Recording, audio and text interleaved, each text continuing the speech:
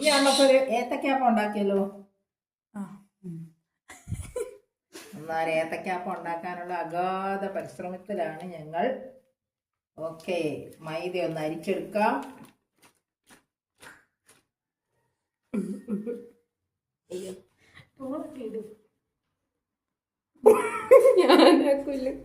അങ്ങനല്ല, ഇങ്ങനെയാണ് നമ്മൾ അരിക്കേണ്ടത്. ബാക്കി മൈദ അത്ര മൈദ മതിയോ? ഫുള്ള് നമ്മളിങ്ങനെ അരിക്കണം.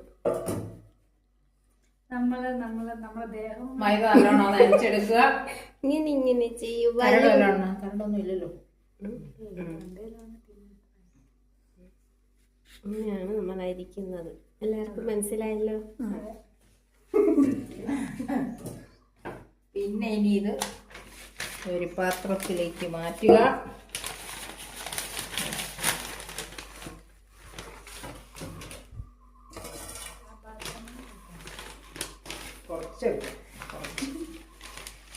കുറച്ച് മതിയോ?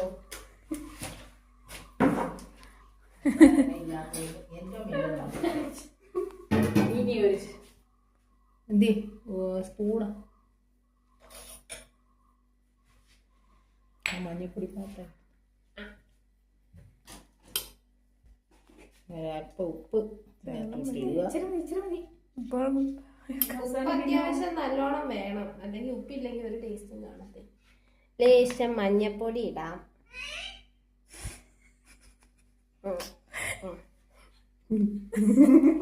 മതിയോ? ഇനി വെള്ളം എടുത്തോട്ടെ.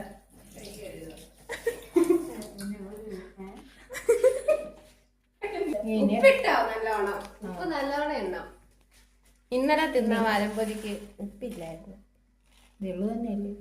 യെസ്, കറുത്ത എള്ളിടാം. കുറച്ച് കറുത്ത എള്ളം നോക്കിടാം. ഇത്ര മതി.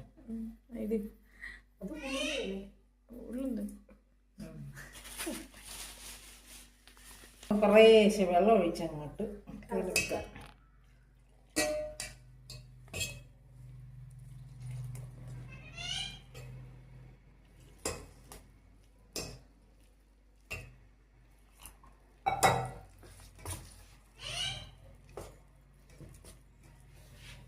അതങ്ങനെ ഒരാൾ വെള്ളം ഒഴിച്ചു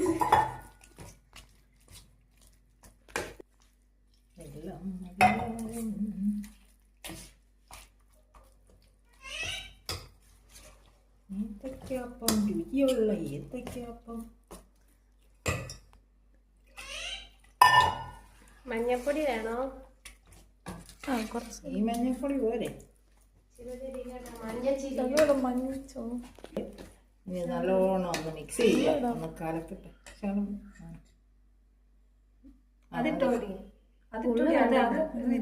മതി. ഞങ്ങളുടെ അഗാധ പരിശ്രമമാണ് ഒരു ഏത്തക്കാപ്പം തയ്യാറാക്കാനുള്ള. ഇനി ഇത് കട്ട കെട്ടാതെ ഇങ്ങനെ ഇറക്കി റെഡിയാക്കണം. ഇതിൻ്റെ ഇടയ്ക്ക് എൻ്റെ കട്ട കിട്ടുന്നുണ്ട്. കട്ടയെല്ലാം ഒന്ന് ഉടച്ച്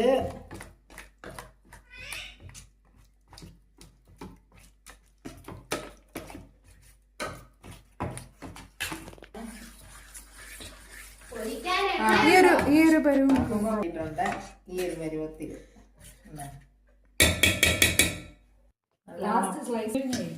നല്ലോണം പഴുത്ത ഇതാക്കിയാൽ മതി. ലാസ്റ്റ് അരിഞ്ഞാൽ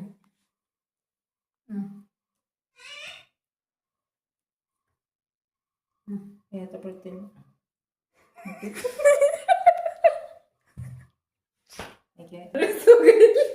എത്ര സ്ലൈസ് ആക്കണം? മൂന്ന് നൈസായിട്ട് ഒന്ന് കാരണം കുറച്ച് നന്നായിരിക്കും. 2 3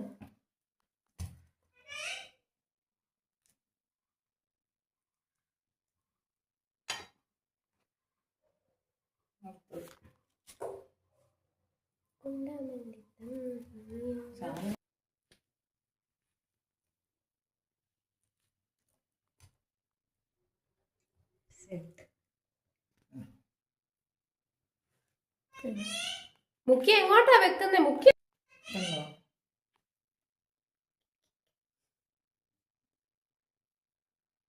നല്ല ചൂട് ഏത്തക്കാപ്പുള്ള ഇത്ര തക്കാളി. ഓക്കെ, എണ്ണ ഒഴിച്ചു. ഇതിനധികം എണ്ണയൊന്നും വേണ്ട കേട്ടോ. ഇത്ര എണ്ണയിൽ തക്കാളി ഉണ്ടാക്കും.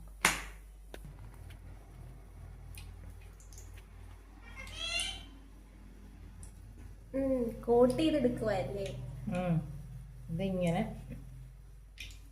അപ്പം നോക്കി ഇങ്ങനെ എടുക്കും. എന്നിട്ട് അങ്ങോട്ട് എണ്ണ ഇത് നോക്കി കഴിയായില്ലേ? ഇനി എണ്ണയ്ക്കകത്തോട്ടങ്ങ് ഇടും.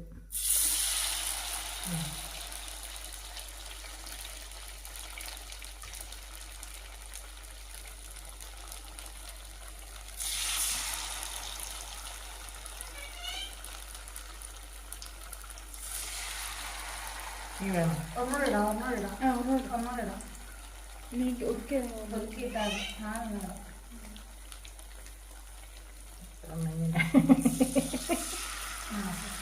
ഓക്കെ, സെറ്റായി. ഏത്തക്കാപ്പം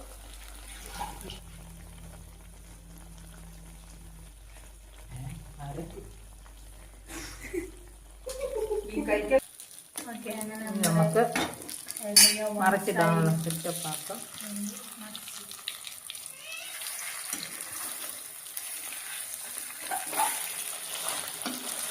വളരെ കുറച്ച് എണ്ണയിലാണ് ഞങ്ങളിത് പ്രിപ്പയർ ചെയ്തുകൊണ്ടിരിക്കുന്നത്.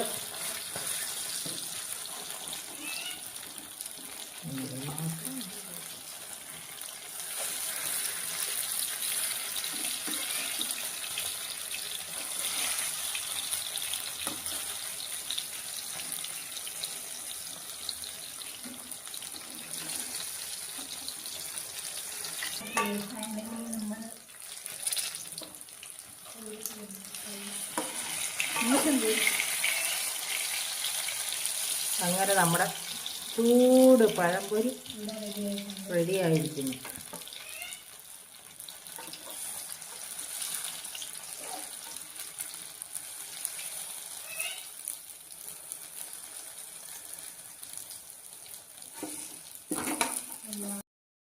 നമ്മുടെ കാപ്പിയും പഴംപൊരിയും ഇവിടെ റെഡിയാണ്. കഴിച്ചാൽ മാത്രം. അപ്പോൾ ബൈ.